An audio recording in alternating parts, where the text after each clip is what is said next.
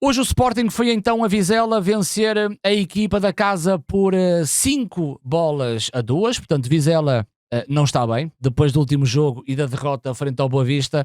Agora a equipa do espanhol Rúben de la Barrera acabou por perder frente à equipa do Sporting por 5-2. Um Sporting que, sendo o primeiro, a primeira equipa a jogar nesta jornada, relembro que para a semana terça-feira começa já a Final Four em Leiria a contar para a Taça da Liga. O Sporting vai lá estar. Sendo o primeiro a jogar, creio que Ruben Amorim está satisfeito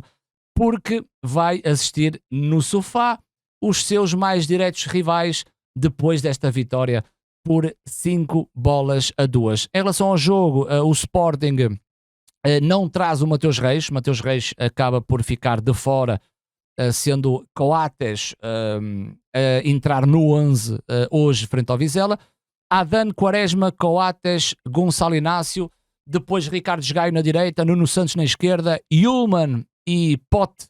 no corredor central, e depois um trio ofensivo com Francisco Trincão, que está num bom momento de forma, finalmente, Gyökeres no meio e também Paulinho, o homem que mostra os dentes e tem marcado golos para que os adeptos sportinguistas fiquem contentes também com estas exibições de Paulinho, que tem o sabor a golo. Em relação à equipa do Vizela, esquema tático não está tão acertado. É um esquema tático que eu vou à procura sempre do meu querido 0-0, apesar que eu trago aqui um quadro tático para explicar um pouco a forma das duas equipas a jogar no jogo de hoje em Vizela. Tivemos então aqui Buntic, o guarda-redes do Vizela, Escobar, Lebedenko, Anderson Jesus e Hugo Oliveira. Mateus Pereira é um lateral, mas hoje acabou por jogar mais à frente e quando o Vizela não tinha bola acabava por descer e fazer a tal linha de 5. Com Diogo Nascimento, Buznik, Samu, Soro e na frente é Sende. Claro que Samu jogou um pouco no corredor central juntamente com o Diogo Nascimento, Buznik atrás, Mateus Pereira na frente, Soro à direita na frente e Essende, o que depois havia aqui uma dinâmica por parte do treinador espanhol Rúben de la Barrera. Em relação ao jogo, acho que o Sporting, na minha opinião, durante a primeira parte foi uma equipa superior à equipa do Vizela, mas no futebol temos sempre algumas surpresas, até porque o Vizela, no minuto 13, através de Soro, acaba por inaugurar o marcador, em que eu acho que o Sporting, em termos de concentração nesse momento, que foi pós uma bola parada, Soro acaba por fazer o primeiro golo. Nunca fiquei com aquela sensação que o Sporting iria sofrer muito neste jogo, até porque o Sporting, mesmo na primeira parte, acabou, na minha ótica, por ser uma equipa superior e uma equipa que esteve sempre muito próximo da baliza de Buntic. Acho que o Sporting, na primeira parte, acabou também por abusar um pouco no jogo de cruzamentos e também num jogo mais direto, aproveitando as costas da linha defensiva do Vizela, e em alguns momentos o Sporting não teve tão bem, em que eu acho que o Sporting deveria absorver espaços que foram conquistados na segunda parte, e já lá vamos. Em relação à segunda parte, eu creio que a partir do intervalo, é um achismo, eu acho que Ruben Amorim instruiu a equipa para ir à procura desse espaço, e acho que o Sporting acabou por conseguir, que é um arrastamento de alguns jogadores atrás da linha média do Vizela, e foi aí que o Sporting feriu a equipa do Vizela, que foi cavalgando com golos atrás de golos, num momento crucial em que o Vizela acaba por marcar o segundo golo, em que o Sporting estava 3-1 e o Vizela acaba por marcar o segundo golo, e creio que nesse momento, num lance individual com Coates e Essende, poderia provocar aqui uma alteração naquilo que eram os objetivos do Sporting, mas o mesmo jogador, Coates, acaba por se redimir e através do golo acaba por aumentar também essa margem dos 2 golos, permitindo ao Sporting ter uma confiança no decorrer da segunda parte. Eu creio que o Sporting acabou por fazer uma gestão do plantel boa, porque o resultado final acaba também por ajudar a essa gestão de banco e de plantel, no momento em que no minuto 61 Yulman acabou por sair e Bragança acabou por entrar, e creio que mesmo com o Vizela a marcar o segundo gol, surgiram aqui dúvidas sobre o aspecto mais defensivo do Bragança, e eu creio que o Bragança acabou por corresponder também a esses aspectos mais defensivos. Como eu estava a falar, a equipa do Vizela, uma linha de 4, em que muitas vezes, eu falei que era o número 6, o Mateus Pereira,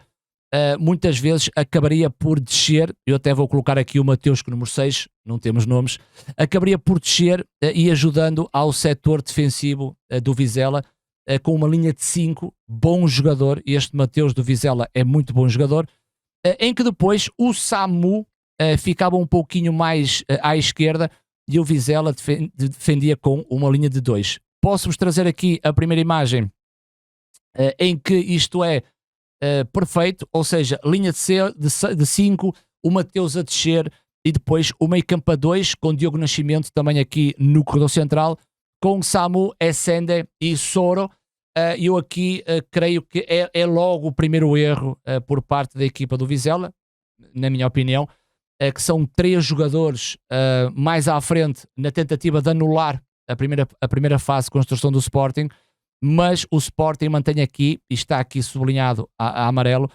o Sporting mantém aqui 3 jogadores com Paulinho e Trincão, e claro, a movimentação de Pote aqui, que eu não coloquei a rodinha, acabava por ser muito importante. O Sporting contava com 1, 2, 3 jogadores na atração do corredor central para 2 médios do Vizela, sabendo que o Sporting depois, à largura ofensiva, teria sempre o Nuno Santos ou o Esgaio. Daquilo que eu estou a ver aqui, neste esquema tático, por parte do Vizela, seria importante a transição defensiva, que era o momento que a equipa rouba a bola, consiga ter 3 referências na frente, mas depois isto desmontava-se com a saída do Mateus mais à esquerda. Trago-vos aqui outra imagem em que o Vizela depois iria alternando a forma de defender. Vizela com uma linha de 4 e reparem, uma linha intermédia de 4 jogadores, e aqui o Mateus já assume uma posição mais à frente com Samu. O Samu ficava com Essende e o Sporting aqui tentaria novamente encontrar o espaçamento entre linhas. Na segunda parte, eu acho que isto acabou por não funcionar, porque em algumas situações o Vizela usava 2 linhas de 4, mas o setor intermédio acabava por sair da posição e o Sporting foi bebendo desses espaços. No meu quadro tático, em que eu vos posso também explicar um pouco isso, é que com estes 5, numa primeira fase de construção do Sporting com 3, e o Sporting é uma equipa que constrói muito baixa quando o adversário acaba por pressionar muito alto. Isto depois tinha assim um comportamento com os 3 jogadores do Vizela, com Samu à esquerda, com os 2 do meio campo e depois uma linha de 5 jogadores. À medida que a bola entrava nos centrais do Sporting, é normal que com o avançar da bola as linhas defensivas acabam por descer. E aqui temos um grande problema deste Vizela. Eu acho que a Ruben de la Barrera terá que ter e terá que olhar para este jogo, terá que ter consideração em alterar qualquer coisa nesta equipa do Vizela, sabendo que o Vizela tecnicamente é inferior do que o Sporting em termos individuais, e então muitas vezes no futebol temos que ir buscar argumentos coletivos para vencer equipas tecnicamente superiores. Claro que a linha intermédia era definida pelos 2 do meio campo, o Diogo Nascimento e o Buznik, em que em algumas situações obrigava o Samu a descer e o próprio Soro a descer, e também vimos situações de 5-4-1.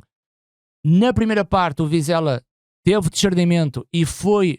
ocupando estas zonas, obrigando o Sporting não só a esticar o jogo e quando chegava ao último terço abusava em cruzamentos, e na segunda parte eu creio que Ruben Amorim foi importante nesta observação, até porque o Vizela foi perdendo o discernimento com a linha intermédia. Quando eu falo numa linha intermédia, é esta linha do meio campo. Gyökeres é um jogador que faz muito bem esta movimentação, sabendo que muitas vezes os laterais têm que sair na pressão ou de Nuno Santos ou de Esgaio, e isto aqui depois era absorvido com esta primeira fase de construção do Sporting, em que um dos médios tinha bola, ficando a linha de Essende ultrapassada, o que atraía depois a pressão dos jogadores do Vizela, tanto o Diogo Nascimento na pressão a este jogador, e facilmente o Sporting saía, obrigava depois à pressão de um segundo jogador da equipa do Vizela, e era aqui que entravam jogadores muito importantes. O Paulinho não só descia, como também se juntava a Gyökeres no setor mais ofensivo, mas há aqui uma peça muito importante, na minha opinião, que é o Pedro Gonçalves, é o Pote. Acho que é dos jogadores mais importantes deste Sporting, mesmo a jogar atrás, é um jogador com inteligência para a procura do espaço, para que depois haja uma definição. Nem sempre a definição do Pote foi boa hoje, mas de realçar que o Pote, quando sai desta posição e vem para o espaço mais à esquerda, Yulman ou Bragança a ficar mais recuado, isto oferece quase um triângulo no meio campo, que é o médio de construção, mais defensivo, o Pote no lado esquerdo e neste lado é o Trincão. O Trincão teve sempre em linhas mais baixas do que o Paulinho. Reparem, o Sporting ataca à largura com Nuno Santos e com Esgaio. O Sporting mantém dois homens na frente, em que Paulinho é muito importante para fixar posicionamento e soltar o Gyökeres. E no espaço central, quando a linha intermédia acaba por sair da posição e perder posicionamento, tecnicamente os jogadores do Sporting vêm ao de cima. E Pote, muito importante a receber bola em espaços mortos, porque a equipa do Vizela iria sempre perdendo esse posicionamento, ou Pote ou Trincão. Bastava o Sporting queimar esta linha, depois, no último terço, será uma equipa que vai certamente ferir esta equipa do Vizela, acabando por marcando 5 golos. É de realçar que muitas vezes o Nuno Santos está abaixo, o Paulinho acaba por se dar à marcação em muitas situações, e é o Gyökeres que faz este movimento pela esquerda, e a bola acabará por entrar em Gyökeres, e realmente o sueco está numa forma incrível. Se não marca golos, tem um papel importante. Tendo um papel importante, acaba também em outros jogos a marcar golos, e acho que este Sporting, naquilo que são as correções também durante as partidas através de Ruben Amorim, acaba por entrar num caminho que está a facilitar a gestão também de um plantel. Eu já falei anteriormente, um bom plantel, tu consegues construir uma boa equipa, mas muitas vezes um clube tem uma boa equipa, mas não tem um bom plantel. E acho que Ruben Amorim, mesmo neste período, em janeiro, até porque perde Morita,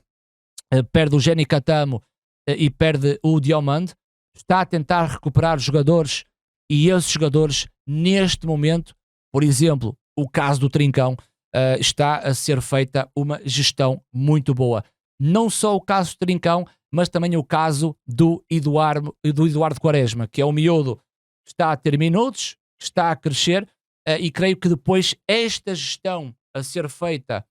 patenteada em resultados desportivos positivos, acabará por ajudar o Sporting neste caminho que até à data o Sporting está na primeira posição e só depende dele para atingir aquilo que tanto desejam, que é o título nacional.